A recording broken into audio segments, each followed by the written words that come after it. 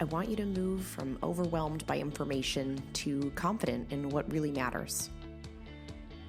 I want to help you move from being unsure towards direction and purpose in your healthcare. I want to introduce you to health experts. I want to let you in on tough conversations on women's health. I want to give you a place where you can lean in and learn how to take care of yourself. Let's transform your health. Let's get clear on your goals. This is Women's Health Unplugged. I'm your host, Dr. Jordan Robertson, naturopathic doctor.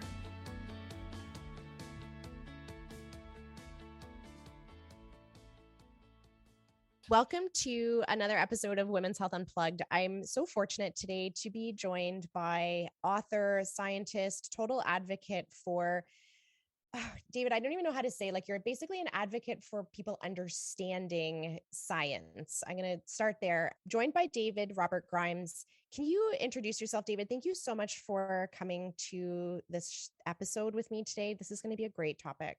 Well, I'm glad you have such high expectations. I'll try not to explode and fail. So, yes, thank you very much for having me. As an advocate, I guess I am very keen on us being a little bit less wrong. We are living in a world where we have a paradoxical era. We have more information and access to more information than we ever have had as a species. And yet, the same double-edged sword means that we have more disinformation, misinformation, and malinformation coming at us from all angles. And it's overwhelming. It forces us into sleepwalking, into apathy or inertia or confusion.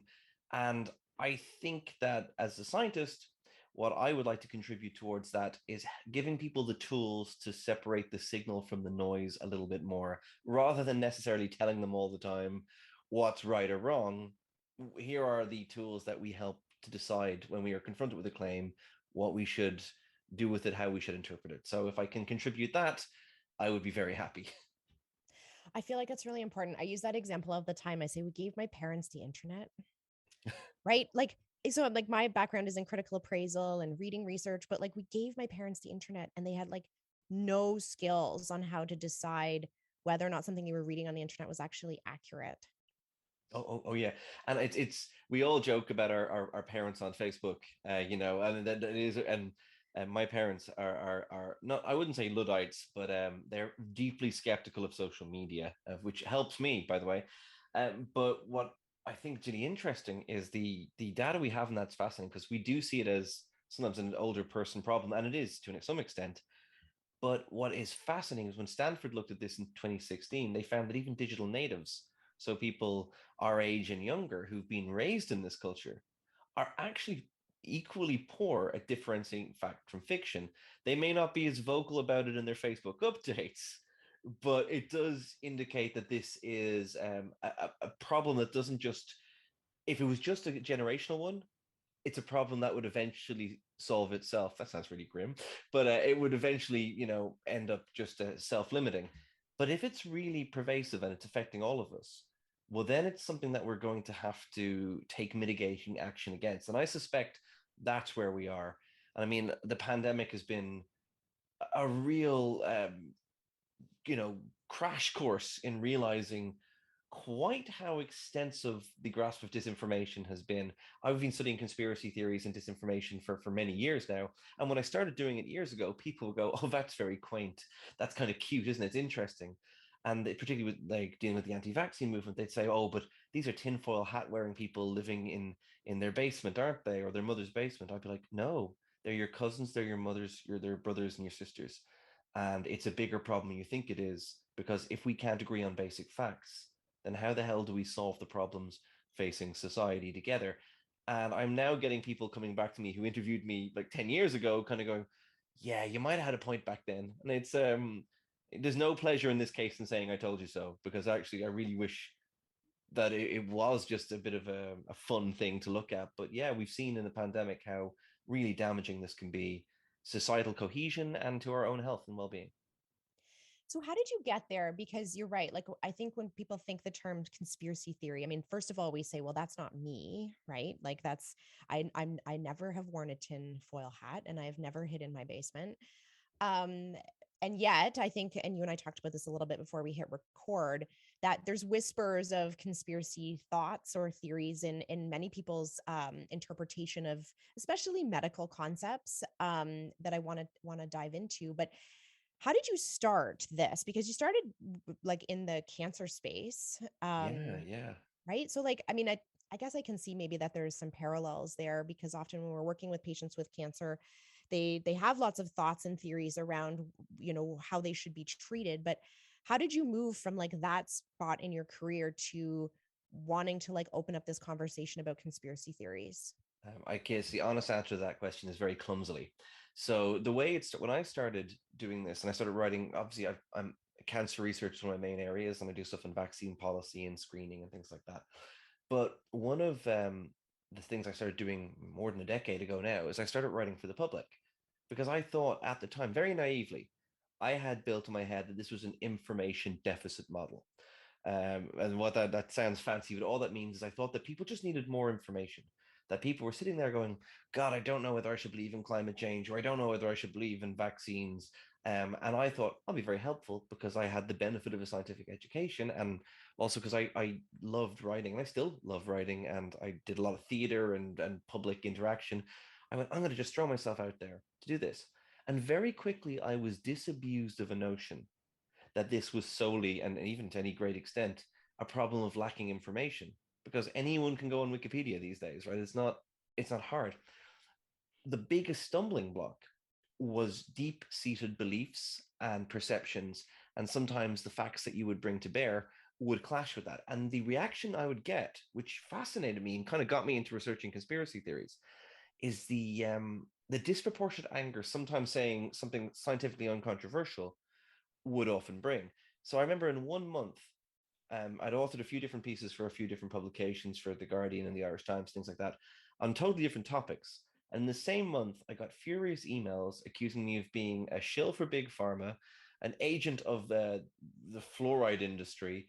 Another one was one of them said that I worked for Al Gore because I talked about climate change. And I remember thinking, this is crazy because, firstly, I wouldn't have a time. I mean, and also the fact that they had automatically made this a conspiratorial narrative. It wasn't solely that you're wrong and I disagree with you, which is fair enough. It was that my opinion had to be wrong because I had to be bad. And when I started digging into that and talking to psychologists, I realized this is a really common thread. It's this conspiratorial ideation. Should we get into that actually? Should we? You mentioned it there about not everyone. What actually makes a conspiracy theorist? Maybe that would be, or what are the fact? Should I mention that? Would that be useful? Absolutely. Yeah, Okay. I think it is useful because like what you're bringing up there too, like again, we often think about it in these extremes, right? That like, and you're right, like there's the climate change, there's the vaccine thing, but there's, I always call it like whispers of that in other parts of healthcare that are embedded in all of our listeners, right? And I think one of the goals Absolutely. of this is for us to like kind of take the rip the band-aid off and start to like look at some of these automatic thoughts that people may have that are truly getting in the way of them actually achieving their best self or their best health. So yeah, like what actually makes it a conspiracy theory? Yeah, it's a really good question. So let me try to break, because actually good science, and this is where it gets to, is about, if you're taking a scientific approach to things, you do want to have what's called scientific skepticism, right? And that's not the same as cynicism. That's not the same as, but these terms get really easily confused. And we mentioned this before record started, that people say, well, this is my healthy skepticism of what, say, Pfizer are saying, whatever else. But then we're going to unpack some assumptions and go right back to how evidence works, how how we interpret evidence, but also really what makes conspiracy theorist a conspiracy theorist. Now, we use that term as a prerogative, or prerogative. We don't say to people you're a conspiracy theorist as a positive thing. It's and weirdly enough, academically, it is not necessarily a negative thing. For example, if you were sitting in the early 70s in Washington, D.C., and you thought that maybe Nixon was up to no good, your conspiracy theory would be correct. Conspiracies happen all the time. They are any attempt by two or more people to manipulate events to get the outcome which they wish to hide from people. So if you and I decide to rob a bank, there's a conspiracy right now. Okay. But what we're talking about with conspiratorial ideation is a psychological phenomenon. And this is the tendency of an individual to explain events through the lens of conspiracy, even when a more mundane explanation would make more sense. So you get out, you just tell me how much snow you had today. It's loads of snow, right? And maybe your car doesn't start because there's a lot of snow around and something could have got in. And maybe that's a more reasonable explanation. If you immediately jump to deciding that rogue clowns stole your spark plugs during the night, yes, you've explained the same observation, but you've added layers of extra assumption onto it. And I suppose, in the simplest term, conspiratorial ideation is a psychological habit of doing that. Instead of going for the most parsimonious and the simplest explanation, and the Occam's razor approach, take the, what explains everything with the least amount of extra assumption. It's a tendency, a propensity to go, no, I want there to be a deeper reason for this. And this is tied back to, and this is, I suppose, in the field that you work in, you probably get this a lot. This ties into our perception of the world. If you feel that the world, the natural world, is good, right, and that you can derive from nature is healthy and good for you, the converse of that is that the synthetic or the human made is bad or poisonous. Well, then it's very easy for you to decide with that mental model that maybe you don't want to believe what, say, Pfizer say about their drug because you've seen vaccines as unnatural, and because you fit them in that category, you might be more willing to go to a conspiratorial ideation on that. All of us are capable of conspiratorial ideation. So we need certain tools to check ourselves, particularly when we have biases one direction or the other. And that's really hard to do. And the first step of doing that is to be aware that we all do have these tendencies to pick explanations that most suit our prejudices. And this is called motivated reasoning. And we all can do it. Um, but how do we do it less? I mean, that's what interests me. How do you separate that from like people's values, right? Because when I hear you're talking there and nature is good and synthetic is bad, I can hear a listener maybe saying, well, it's just my value that I don't want to take medication. Like how is that different than, or is that different, or maybe we're using the word value when we actually mean something else? Yeah, it's a great question. Let me try to make a Hames of answering that. So, value is a weird one. For example, I would say to someone, I think that we oversimplify and we overgeneralize sometimes. So, natural is good. Let's say that is the axiom we want to go with, right? And then the implicit thing from that as well, that which is derived naturally is better for us. But I would ask a few questions about refining our philosophy here. The first I would say is, okay, well, arsenic and uranium and Ebola are all natural, but I don't advise putting them in your breakfast cereal. The other thing I would say, if you really want to get into, well, what is natural? And people might say, well, stuff that you get in nature. I go, every plant, every animal that we use for our food stuff or for our, our living purposes, we have genetically engineered over at least 10,000 years since the dawn of agriculture. So is that natural? I mean, what you would is that what we should?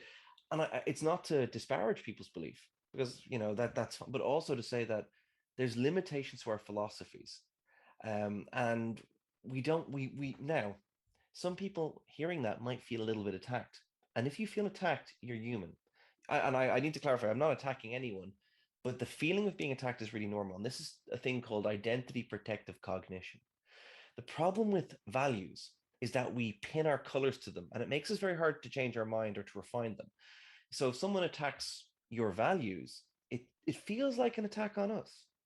Now, ideas are just ideas. They should be promiscuously used, worn, and thrown away as they wear out, and you get better ones. But we don't tend to do that. We tend to devote a loyalty to it. So if someone insults our local sports team, we take that as a personal affront or our values because we've attached ourselves to it. With this model, we have a human urge to do that, but it's not really helpful. I think if I was able to edit human like psychology and just change one thing, I'd probably untick the box that said attach your values and your identity to an idea, because ideas can be wrong, but you still have value. Like changing your mind is a good thing when the evidence comes in. But when you said there, the example you gave of someone saying it's against it's just not my values, their identity is so tied up in that it actually makes changing their mind difficult. So ideally, we don't get there. Um, it's very hard once people are that deeply embedded in it.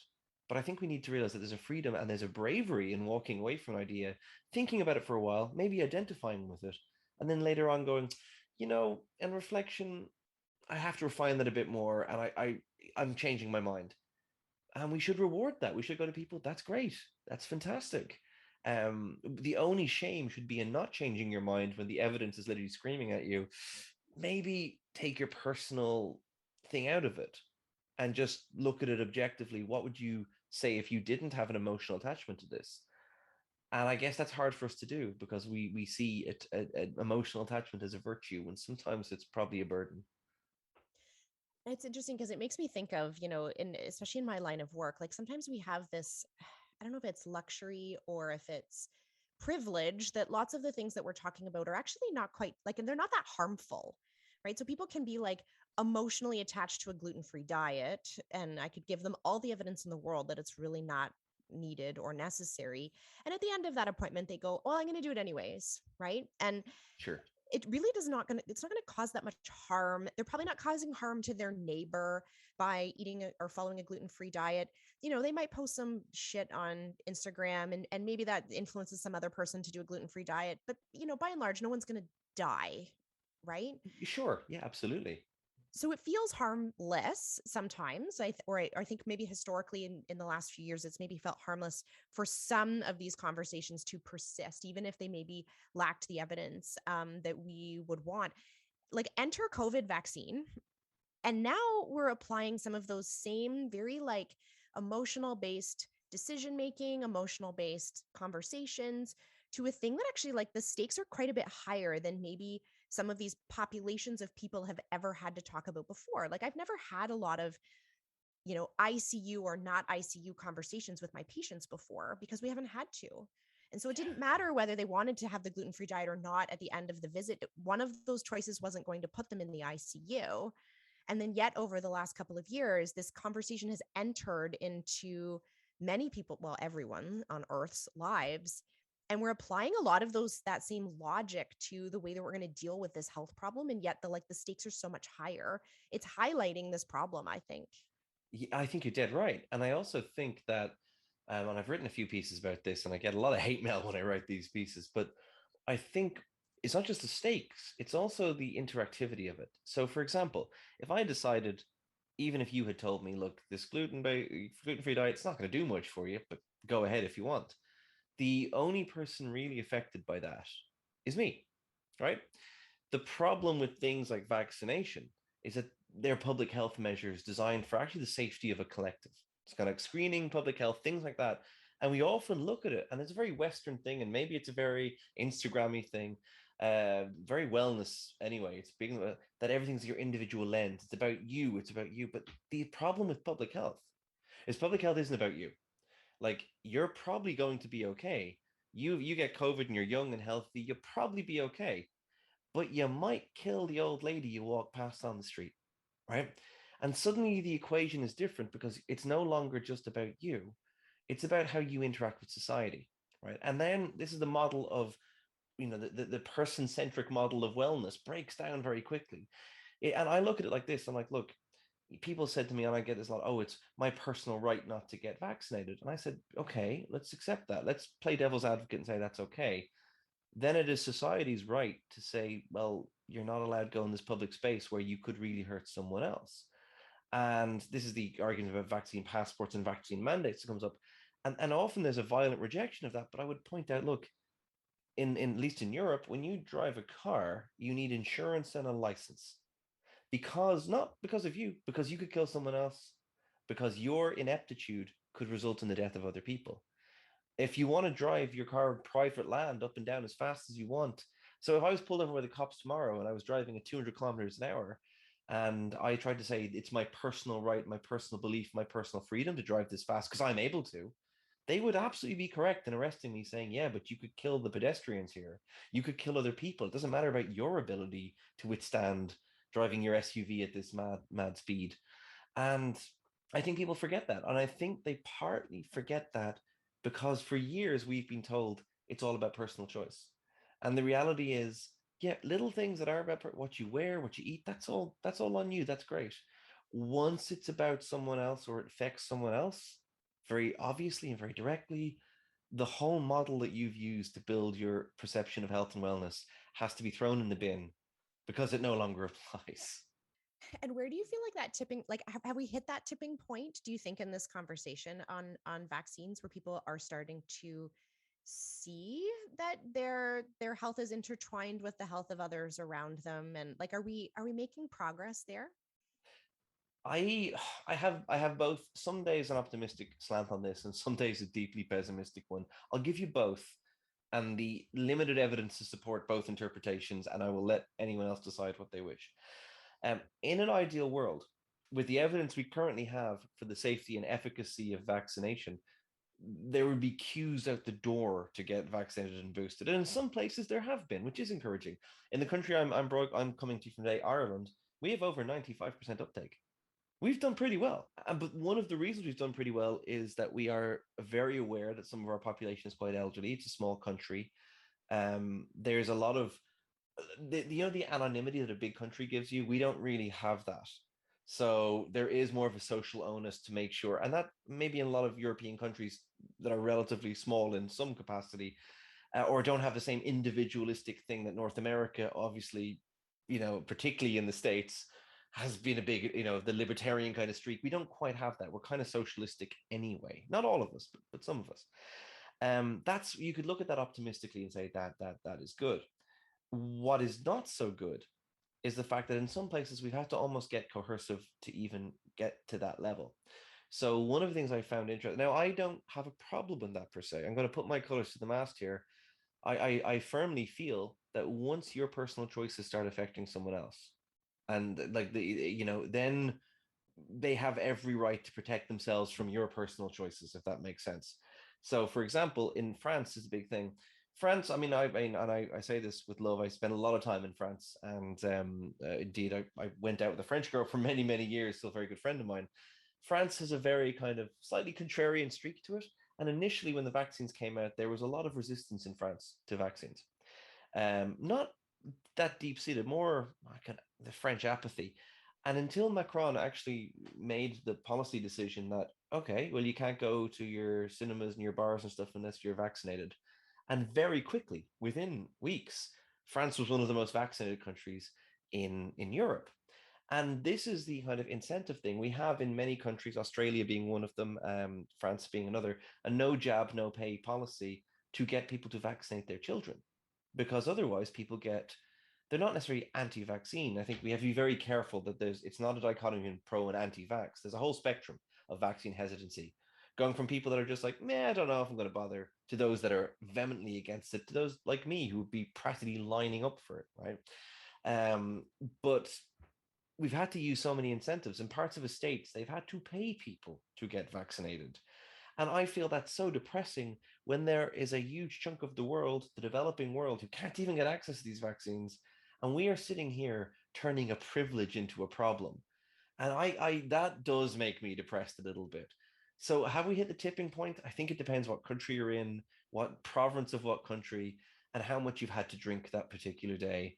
That will change my answer to that question all the time. It's funny you mentioned that the paying people, and then there was the like you get a free Dunkin' Donut if you go get your vaccine. And I feel like some of those pieces, just to circle back to the conspiracy theory conversation, like a lot of those, I'm going to call them tools or strategies to try and encourage people to vaccinate, became part of the conspiracy theory conversation Yeah, around being controlled. absolutely. But I always the counterpoint when I deal with someone who's conspiratorially bent on this is like I'm like, if they really controlled you, you wouldn't have a choice. They wouldn't have to give you an incentive. They You take know, your money and their yeah. donuts. If they, I mean, there's the thing I did find very distasteful, and you probably saw this on social media a lot. And I don't know if it's the same over in North America, but it was very common over here with particularly gym owners and then people who would otherwise have been wellness advocates comparing vaccine requirements in their places to, what Jewish people experienced under Nazism. And it's such an appallingly ahistorical, humanly illiterate comparison that is a false equivalence to a huge degree. And I have seen a lot during the pandemic false equivalence. Like you can't, and for so many reasons that, I mean, I'm sure your listeners already know them, but like if you compare the minor inconvenience of having to show that you're vaccinated to use a public space with the persecution Jewish and Roma and other people suffered under the Nazi regime, you're really so privileged that you're blind. And also, someone should buy you a goddamn history book for Christmas because you'd be really shocked what they did. Like, and I think a lot of this comes from the fact that we have been for decades relatively privileged, relatively individualistic, and we viewed everything as a very individualistic lens, which is all fine and dandy until the feces hits the fan, and suddenly your health decisions are impacting other people. But to a lesser extent, and you've alluded to this already, I think, to a lesser extent, our health decisions always kind of affect other people, just to a lower degree. Um, for example, I deal with a lot of people. I deal with a lot of cancer support groups, and I deal with a lot of patients who, obviously, when someone gets a diagnosis of cancer, it's very scary. It's very hard to understand, and they go online. They go Google stuff. They join groups, and they get someone really well-meaning who might tell them, "Okay, take apricot seeds with that." Okay, and that's probably going to be harmless until they meet someone who's so into that that tells them, "Hey, you know what? Also give up your chemo and your radiation therapy and just take apricot seeds."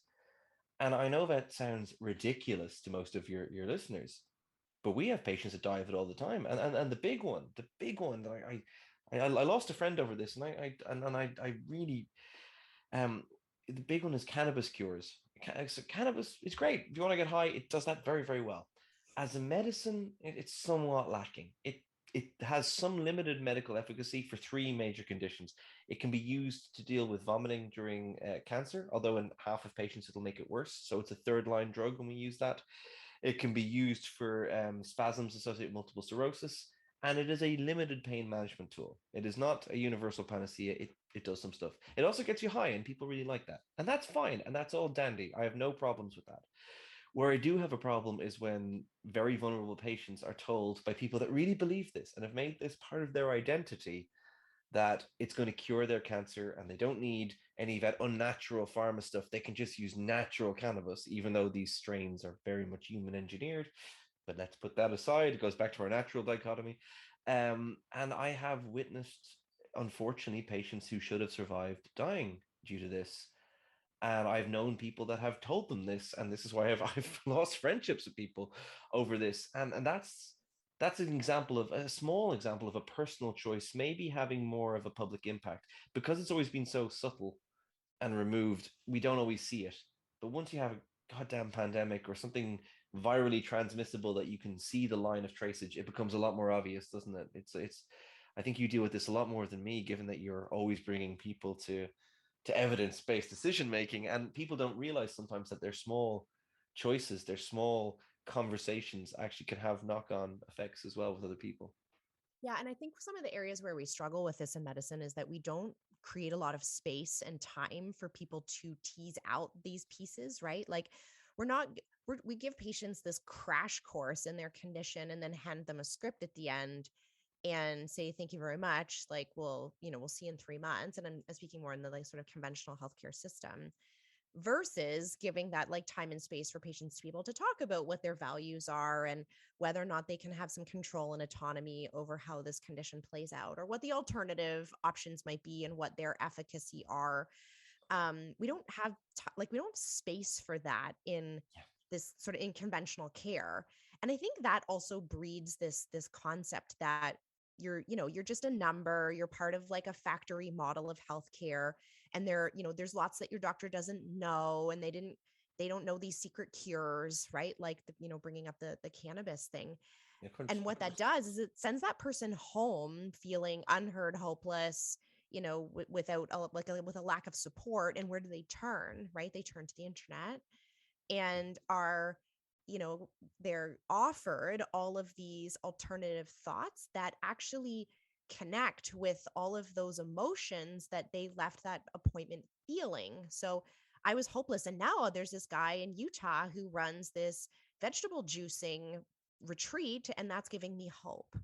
Or I Oh, felt yes. alone, and now I found this group that is validating my concerns, and turns out this group also stops taking their medication.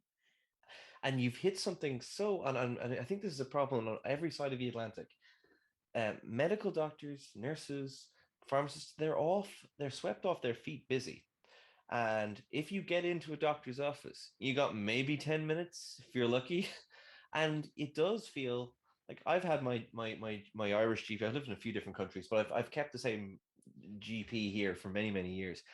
And even though I know him very, very well, I don't think we've had a conversation lasting more than 3 minutes in the last 10 years. And you get charged a fair amount over here. Ireland, unfortunately, is still a little bit backwards when it comes to socialized medicine. So we still pay quite a bit for primary care.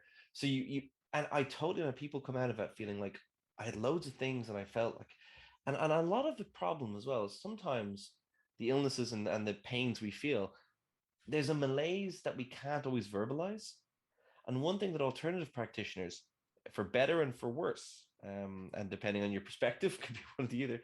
Um, if you go to a homeopath with your whatever malaise you're suffering, provided it's minor, right? At least medically minor, you're going to Self-resolving. get yeah, you're going to get an hour there. You're going to get ages. You're going to get time to talk about the actual stress you're feeling and all this other stuff. And that is hugely, it's the same as you go to for a friend for coffee and you tell them about your woes, you feel better afterwards. So I totally understand that part of it. And then it's very easy to go, well, why am I bothering to listen to my medical doctor anyway? This person has all this. And I guess we could go back to Brassics. There's a lot that medicine could improve. And I think one of it, but again, there's a lot that we could improve as the people that go to the system is both us and them in a big way, and it's always been set up kind of wrong in so much as it shouldn't be a case where doctors are constantly swept off their feet all the time and don't have time. We should have enough doctors and enough practitioners that that burden is much lessened. But I don't think I can't think of many countries in the world that do have that. So maybe we and also a lot of the time we have different I'm using malaises in a very kind of strange sense there, but we have different things that maybe medical intervention isn't the right thing for. Um, for example, we see a lot of, and I do not mean to disparage this when I use this term, we see a lot of psychosomatic illnesses. And I can say, and I'm going to say straight off the bat, someone who for many years suffered with one, I don't feel that they're any less real, but I think it's very important to get the appropriate help for them. And often the assumption is this must be medical, like my heart is pounding, I can't breathe, whatever else, classic examples. And if you're waiting there for the medical answer to that, you're going to be waiting a long time. When actually maybe you need counseling, maybe you need therapy, and depending on our model of healthcare in our mind, I guess it gets. I'm going on a tangent here. I have no idea where this is going. So, but I I'm think gonna it's bring it really back. I yeah, got you. yeah. Hold on. Rein me back in. I'm definitely. I forgot what I was talking about. It's just going on a little blurb there. But so to circle back, what you're highlighting there though is that when that experience is less than and is not satisfying, because what we're really trying to get at the heart of is like where do these conspiracy theories come from, right? Like why do like otherwise intellectual smart people go, because like we said at the beginning, we are not hiding in our basement wearing a tinfoil hat, and yet we all have this potential to um, start to believe something that is just flat out inaccurate. I think what you're speaking to is highlighting it perfectly. So the person with psychosomatic challenge or illness or struggles goes to a 7-minute health appointment and isn't validated, isn't supported. Their Absolutely. doctor writes their prescription with a Pfizer pen. They feel shuttled out of the office. They go home and they Google how to be better supported, and they find a cult, even though it doesn't look like a cult, that is going to support them. And it reinforces this concept that public health is out to get you. It It reinforces, absolutely does. Yeah, right? It's, absolutely does. and these are well-meaning, educated, I'm going to use the word women because this is my audience and who I'm the most worried about going down these rabbit holes. I'm worried about the men too, but I see so much opportunity for women to feel disconnected from their healthcare because of our challenges in researching so much in women's health. And now we're in that conspiracy theory. We're flirting with a conspiracy theory about our healthcare that may then bring up this. Well, now I'm not so sure about the vaccine. Now and I'm you not can so see, sure yeah, about my Lipitor, right? yeah, and like for example, I've been watching it's on Disney Plus over here or Star. I've been watching Dope Sick with Michael Keaton, and it's based on the Purdue Pharma. So there's a great book, Gerald Posner's book Pharma as well, and it's absolutely true that the practices they engaged in were shocking, were reprehensible.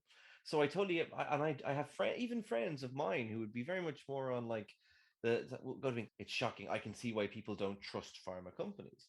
And then I have to go on the big rant is that that's why we have drug regulators and that's why we have and then I'll go on my other rant, why don't we publicly fund more drug research? And then people will tell me to go away. But the point is I absolutely see where the elements of distrust come from. Feeling undervalued, seeing bad practice, and then going, well, why should I trust any of this? And this goes back to what we initially started talking about. So, how do we employ what people often say healthy skepticism, and some people use it almost ironically? I guess it's important not to let emotions cloud judgment. And that's really hard to do because humans are primarily emotional creatures. I mean, the title of my book in Europe is The Irrational Ape. It's good thinking in North America for some reason. But there is that thing that we emote first and we reason afterwards. So our perception, even if it's subtle, and that's one of the first things I would say to people when I'm dealing with I deal with a lot of vaccine hesitant parents. That's a conversation I have a lot. And one of the first things I always try, instead of trying to bamboozle them saying you should trust, I kind of go, why do you feel this way? And what can I tell you that would help you make a decision or change your mind? I like having that. I go, what would I need to show you to make you feel comfortable with this? And then you find out when people go and they tell you what actually is bothering them, it's often a perception. It's often an experience that actually might have anything to do with vaccination. That they had a bad time with their doctor, or that they had, say, particularly with women, they had a pain problem that maybe a doctor didn't take seriously, and all that just contributes to a culture of mistrust. And there's no one directly to blame for that. There's so much blame to be shared around in so many directions. But all I want to do is whatever I can to make that better. And I never try not to villainize people for going sometimes down these rabbit holes or going that way, because trying to understand how they got there is the most important thing you can do if you want to help steer them back to a safer, more productive approach for themselves and for everyone else as well, because everything is interconnected here, as we definitely discussed.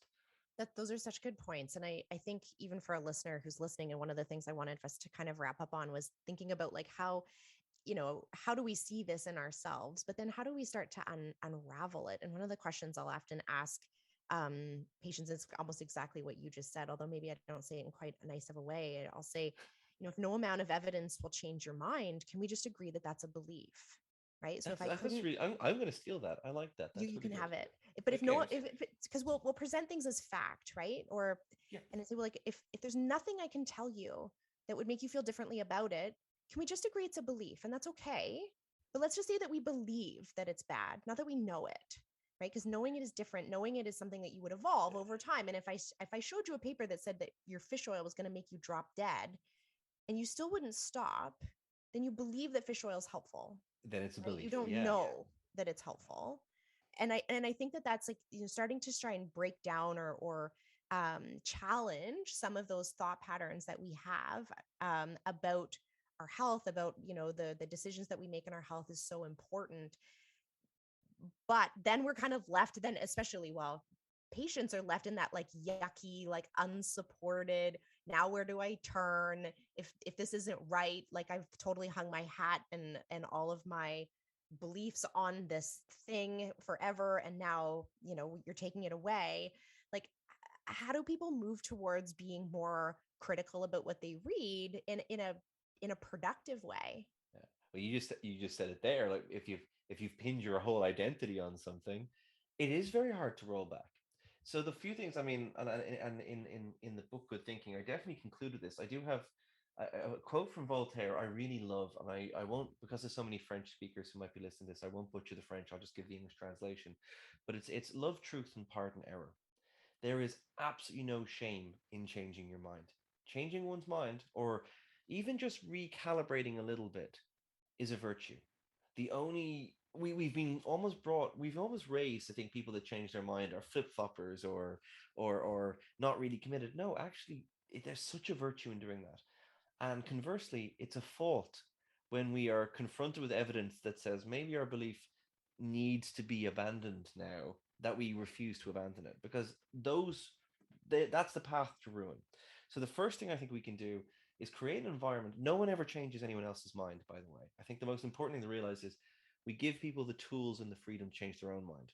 I feel like when you want to convince someone, particularly when I deal with vaccine hesitant parents or people, you want to give them seeds. You want to plant those seeds, but you're still giving them the freedom to go back and go, maybe where I've come from is not right here.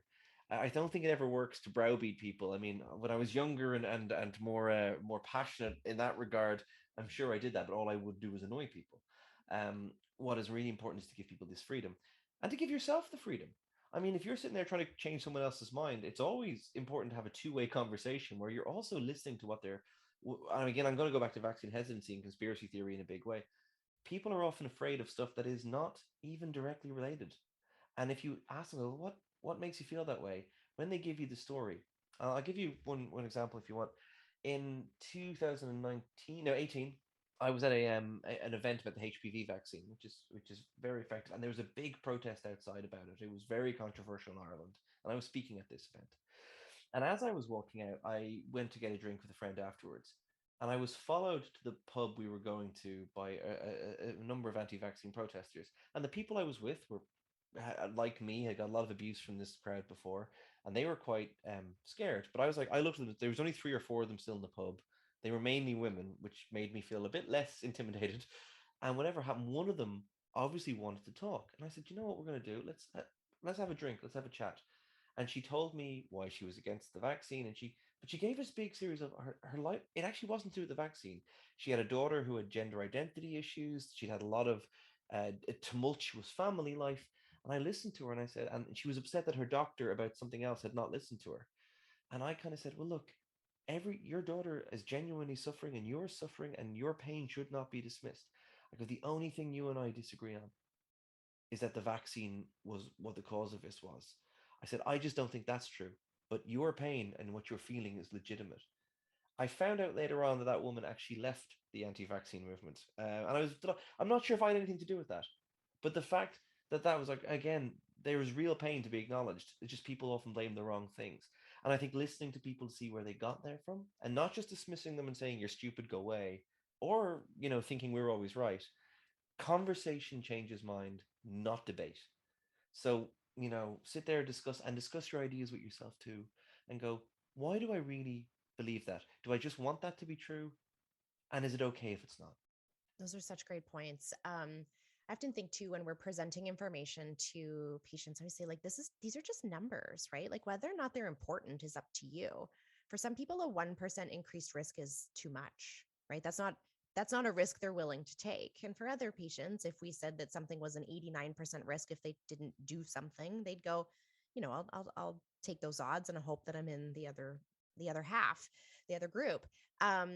But we're not having those conversations very often, right? And helping people align there. And we before we hit record, we were talking about like where values fit in this whole conversation.